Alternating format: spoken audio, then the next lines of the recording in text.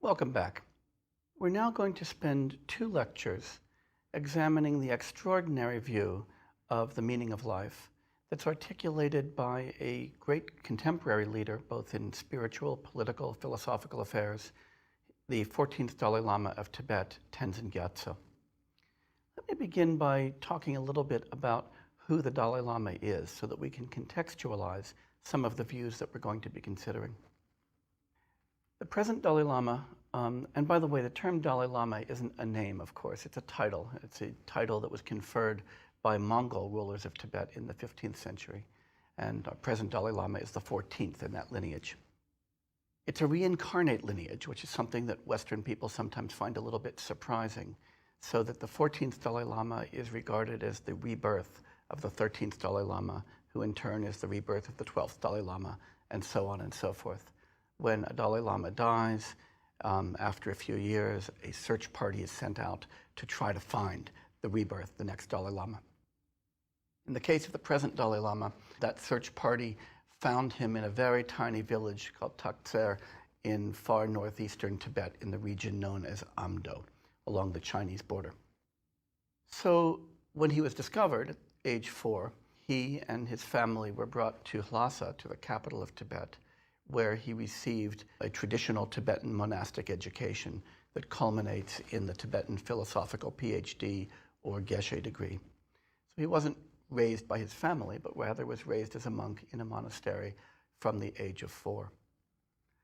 Now, this Dalai Lama lived in times that were very challenging and very difficult, and have been very difficult for Tibet.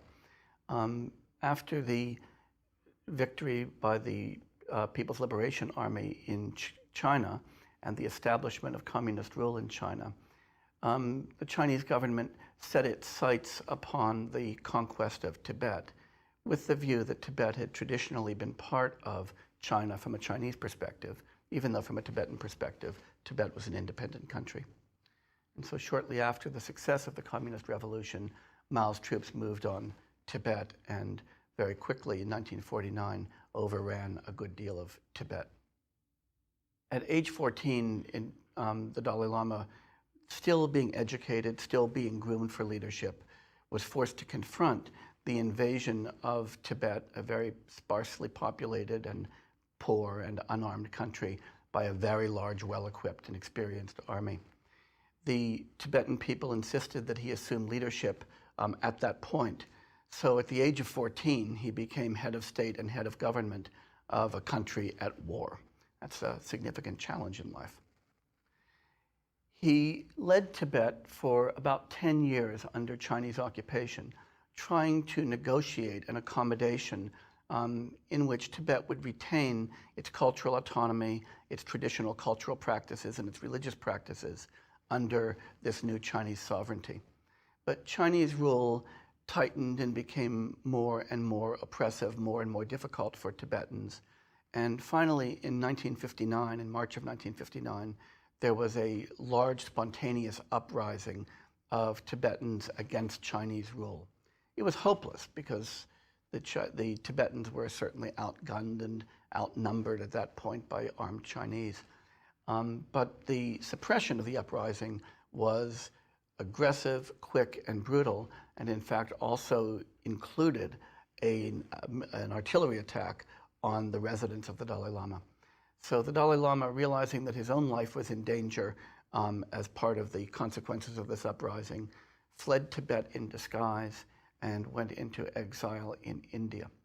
Many of his followers in Tibet, hundreds of thousands, followed him into exile in India and have continued to escape from occupied Tibet right up to the present day.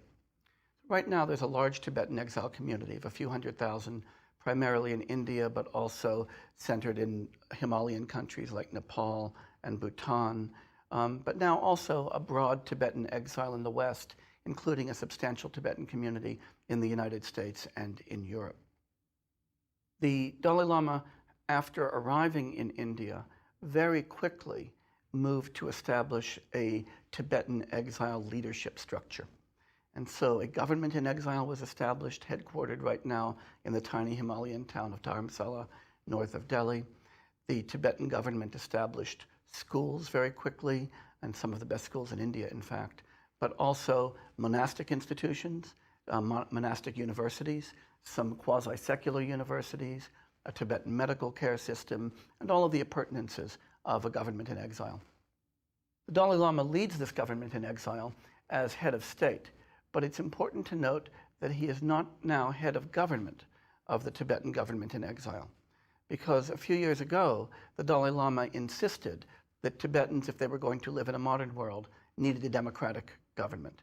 And so led a commission that drafted a Tibetan constitution, which paradoxically, against the will of most Tibetans, imposed democracy on them.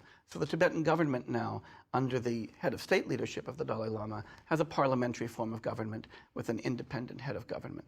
Nonetheless, for Tibetans all around the world, and indeed for Buddhists all around the world, the Dalai Lama is recognized as an important spiritual leader, somebody to whom people turn for advice, for comment, and for leadership. The present Dalai Lama is not only informed by Buddhism. He's somebody who has always been a champion of a Gandhian account of nonviolence. He was very enamored by the work of Mohandas Gandhi, the work that we've examined, the idea of satyagraha, of insistence upon the truth, and of a refusal of violence, partly in recognition of his emphasis on democracy and his emphasis on spreading democracy through the world, and on his Gandhian nonviolence. He was awarded the Nobel Peace Prize to recognize this tremendous contribution to nonviolent struggle, not only for Tibetan independence, but his advocacy of nonviolent struggle worldwide, and his advocacy of the spread of democracy and fundamental human rights. The Dalai Lama isn't only a Buddhist and isn't only a Gandhian. These, of course, are both, as we've seen, kind of anti-modern tendencies. He's also a passionate modernist. And herein lies some of the complexity and the tension in the views that we're going to be examining in this lecture and the next. The Dalai Lama has been deeply engaged with science, primarily physics, but also cognitive science, psychology, linguistics, computer science, and neuroscience, sciences that he finds extraordinarily important. And he has argued repeatedly that, as far as he is concerned, it's the deliverances of science that tell us about the fundamental nature of reality, not classical religious scriptures.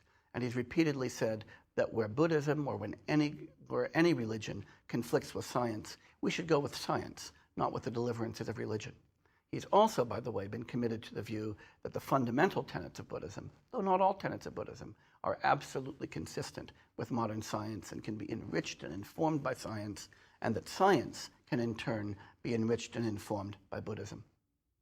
The Dalai Lama is also a superb scholar of classical Buddhism with a very eloquent PhD, but also somebody who has studied Western philosophy very seriously and understands Western philosophy, Western religion very seriously, including Christianity, and who has written commentaries on Christian scriptures, and is somebody who is also a real scholar, as I pointed out, of science. He's the author of over 50 books. Some of these are popular books on Buddhism, some are deeply scholarly analyses of classical Buddhist texts, and some are important philosophical texts articulating his own modernist synthesis of Buddhism, democratic theory, and science. The text that I'm going to be primarily relying on in my presentation of the Dalai Lama's views is his book called Ethics for a New Millennium, published in the year 2000. So let's begin with a broad outline of the Dalai Lama's view of the meaning of life. The first thing to say is that while it is deeply inflected by Buddhism and motivated by Buddhist ideas and incorporates Buddhist ideas, he intends it and articulates it primarily as a modern secular vision, a vision that's going to have its roots in ideas of individual liberty, in freedom of speech and freedom of religion, and in democratic theory, and in the importance of science as a source of knowledge. He's going to follow Aristotle in